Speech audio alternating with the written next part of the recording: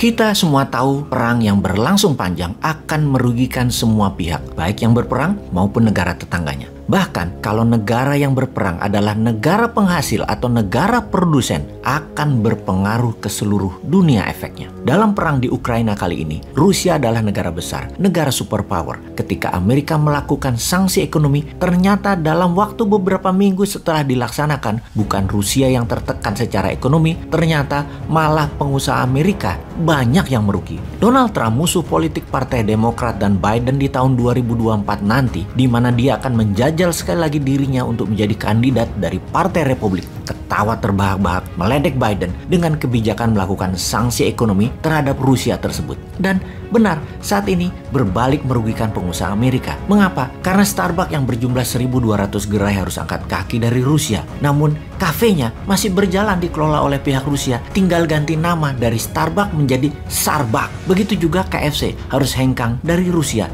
diganti logonya saja sama perusahaan mitranya tersebut yang malah mendapat windfall 100% untung, milik sendiri semuanya sekarang. Jadi Siberian Fried Chicken kalau nggak salah namanya. Di sisi sosial media, IG, FB kehilangan lebih dari 9% income mereka dari Rusia. Juga misalnya Heineken Beer, Food, perusahaan chips, dan banyak lagi bidang usaha yang berusaha di Rusia dalam hitungan global kehilangan 10% sales dunia mereka rata-rata. Yang paling parah adalah industri high teknologi karena chips banyak datang dari Rusia. Juga industri aviasi penerbangan yang titaniumnya 80% datang dari Rusia. Intinya malah memukul balik Amerika, memukul balik Inggris. Karena itu EU atau Uni Eropa Barat tidak menjalankan sanksi ekonomi terhadap Rusia. Takut Eropa Barat mah sama Rusia. Bahkan Indonesia kali ini benar tidak melakukan sanksi ekonomi tersebut. Seperti halnya Tiongkok. Walau Indonesia transaksi dengan Rusia secara total nasional merupakan kira-kira di bawah 45% transaksinya,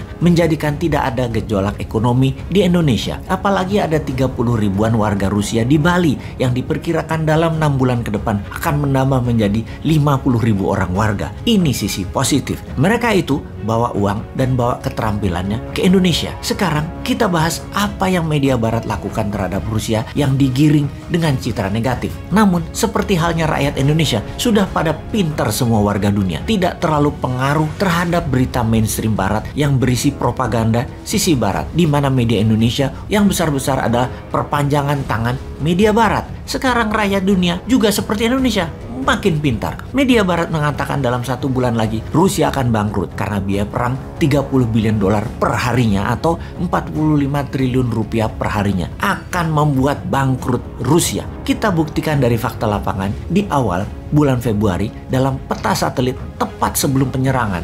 Diperkirakan ada 190 ribu tentara, 1.800 tank, 2.700 kendaraan logistik seperti truk tangki, truk pangan, dan berbagai amunisi terdata di lapangan. Ketika kemarin di akhir bulan Maret, foto satelit wilayah yang sama di perbatasan Rusia-Ukraina tersebut terdapat kamp tenda yang masih berpenghuni. Sekitar 30 ribuan tentara. Kendaraan tank lapis baja ada sekitar 800-an. Truk logistik ada sekitar 1000-an. Hal ini mengejutkan pengamat militer dunia. Diperkirakan ternyata Rusia hanya mendeploy dan menggunakan 60% pasukannya masuk ke Ukraina. Bisa dibayangkan, ternyata Rusia hanya menggunakan 16% kekuatan pasukannya ke Ukraina dari 1,2 juta tentara aktif Rusia, dan untuk menyerangnya bahkan hanya menggunakan 13% pasukannya saja. Pengamat militer dunia berkesimpulan bahwa Rusia bukan menganggap enteng Ukraina, tetapi membuat NATO berpikir keras terhadap Rusia bahwa dengan menggunakan 16% tentara saja Ukraina sudah takluk. Bagaimana NATO berani masuk ke Ukraina? Berapa banyak akan dikirim tentara NATO ke Polandia misalnya sebagai ground troop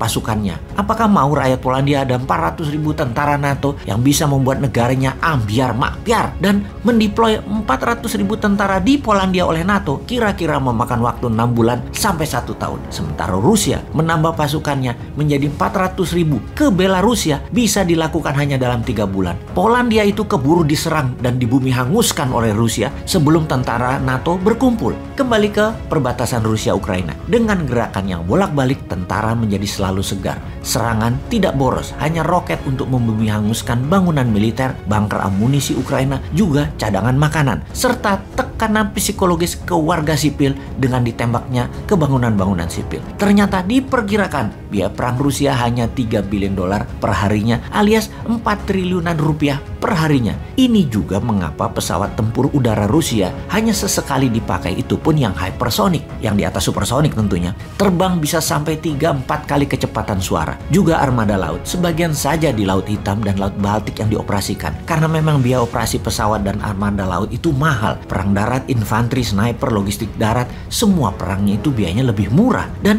juga kita semua tahu, setiap kenaikan 10 dolar per barelnya, Rusia itu untung 1 billion dolar per harinya dari bisnis minyak. Alias kalau harga minyak mentah 106 dolar hari ini naik ke 116, Rusia untung 1 billion dolar per harinya. Jadi kalau memang perlu biaya maksimum lagi, ya tinggal geret aja ke 136 dolar per barelnya. Untungnya 3 billion dolar per harinya. Ya perang tersebut bisa bertahan selamanya bagi Rusia. Impas, perangnya gak rugikan kantong APBN-nya Rusia. Emangnya negara, ya gitu deh.